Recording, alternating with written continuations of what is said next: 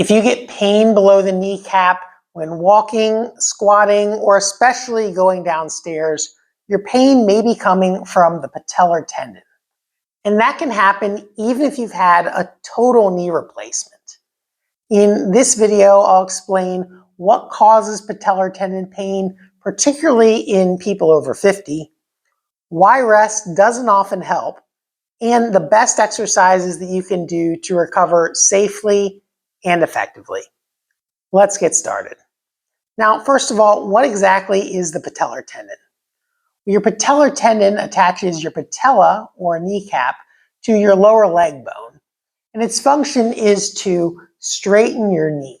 It uses your kneecap like a fulcrum to help change the line of pull of your quadriceps as it attaches down into your lower leg bone. Now, this type of pain is often referred to as patellar tendinitis, which technically means inflammation of the patellar tendon. And that's common in acute sports injuries, but most of the time in people over 50, it's actually a tendinopathy, which means a slow, gradual weakening of the tendon without any acute injury and without inflammation. Now note, this type of pain is different than pain behind the kneecap, which is more characteristic of knee arthritis. And that's why you can get patellar tendon pain even if you've had a total knee replacement, because they replace the joint surfaces, but they don't replace the patellar tendon. And so you have that same tendon that's weakened and deconditioned, and possibly even more so after having surgical scarring or inhibition of your quadriceps. Now, what causes patellar tendinopathy in older adults? Well, oftentimes it's due to deconditioning, due to being less active, or can also be affected by diabetes or cardiovascular issues, which impair circulation to the tendon.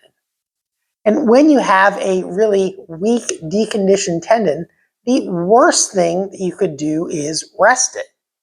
Now, of course, resting does feel better when you're not moving it, but the longer you rest, the weaker and more deconditioned the tendon becomes.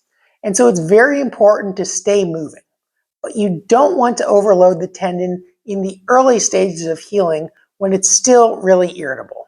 So initial rehab focuses on aerobic exercise, specifically using a stationary bike to increase blood flow and circulation to the tendon.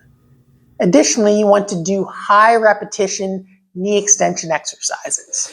In general, I'm not a huge fan of non-weight bearing exercises for knee problems, but this is one exception. You want to do very high repetition, low load knee extensions. So on the order of 20 repetitions and doing 100 to 200 repetitions total. So do 20, take a rest for a little while, and then do 20 more, and rest for a minute, do 20 more. It's a lot of repetitions, but the goal here is just to improve blood flow and circulation to the tendon. So in the early stages, you'll be biking and doing knee extensions, and ideally doing a lot of those during the day.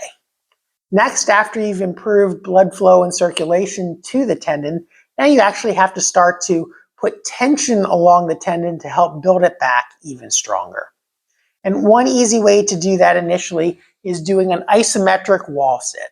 That means standing up against the wall, going into a partial squat, and then holding it. Now, initially, when you're first starting, start with a very shallow squats and shorter holds, say for 10 seconds or so. As you get stronger, you want to progress down into deeper squats and longer holds, working up to holding for 30 seconds for 3 sets. Now, note that after the acute stage, it is okay to experience a little bit of pain with this. And in fact, that's probably a good thing. You're loading the tendon fibers in order to stimulate tissue remodeling. That means your body breaks down old non-functional tissue and lays down new, more healthy tissue along the lines of stress or force. That's a parallel arrangement along the patellar tendon fibers. But note, if your patellar tendon has become a little bit sensitive, this can be a little bit painful. A good rule of thumb is that if it hurts a little bit during the exercise, but then you stand back up and you're no worse off after the exercise than you were beforehand, it's probably okay to do.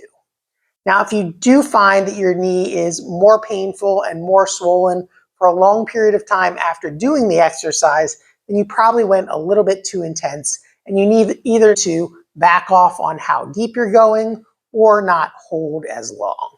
So again, start with a shallow squat, about 10 seconds, and then work up to deeper squats, holding for up to 30 seconds and doing that for 3 sets. Next, we'll do slow decline squats. You can either rest your feet up on a weight plate, do it on a slant board with your toes facing downwards, or put your heels on a 2x4. This loads your quadriceps more and hence your patellar tendons more. Now note that if you're suffering from kneecap arthritis, this is probably opposite of what you want to do. But for tendon loading, we want to actually apply stress to the tendon. Now you also want to lower slowly when doing this. Try to take about 7 seconds to go down to your maximum depth. And again, a little bit of discomfort is okay when doing this, but don't go to the point where you feel like you're not going to be able to stand back up or the pain is just incapacitating. So go down as deep as you can, going into just a little bit of pain and then coming back up. Go down slowly again. And again, you want to try to take 7 seconds or longer to get all the way down and then come back up. Go down slowly. As a variant, you can also hold this bottom position, much like the isometric wall squat. That's a little bit more advanced. And then coming back up, slowly taking 7 seconds or longer to do that.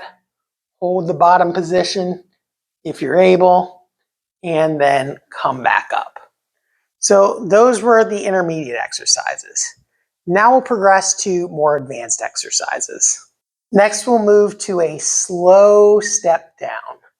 And just like the previous exercise, you want to try to take 7 seconds or longer to get all the way down and then come back up.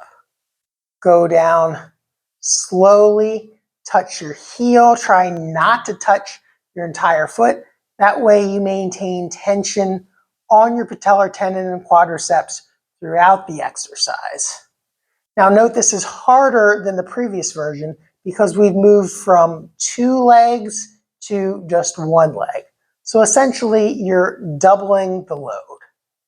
Work up to doing 3 sets of 10 repetitions of these. And then once you've mastered the sideways step down, next we'll move to a forward step down, which is more like the action of actually going downstairs, but it is a little bit harder because your knee has to go further forwards over your toes, and so it loads the patellar tendon a little bit more.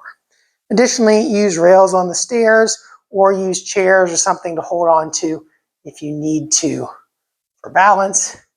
Going down slowly over 7 seconds or longer, and then coming back up. And again, working up to doing 3 sets of 10 repetitions with this exercise. And then finally, we're going to start adding weight. Heavy eccentric or lowering exercises are one of the most well-researched types of treatments for lower body tendinopathies. So we're going to do a goblet squat for this one. You'll use 1 dumbbell and hold it like a cup or a goblet in front of you. Then you want to slowly lower again, taking 7 seconds or longer to get all the way down, and then coming back up. Holding the weight out in front of you as opposed to a back squat gives a little more weight onto your quadriceps and patellar tendons. Going down slowly and back up. Now, if you can, try to do a little bit of a hold at that bottom position as well. That places extra tension on the patellar tendon in its most stretched position, and then come back up. Lower slowly. Hold the bottom position for a few seconds if you're able, and then come back up. So hopefully you found this video helpful to relieve patellar tendon pain. Try the exercises out for yourself, starting with the easiest variations and progressing to the more difficult ones as you feel able. And if you'd like more tips to relieve knee pain, check out this playlist over here. But before you go, if you found this one helpful, make sure to give it a like. And if you haven't already, subscribe to the channel so you get notified of my future tips. Thanks for watching, and I'll see you in the next one.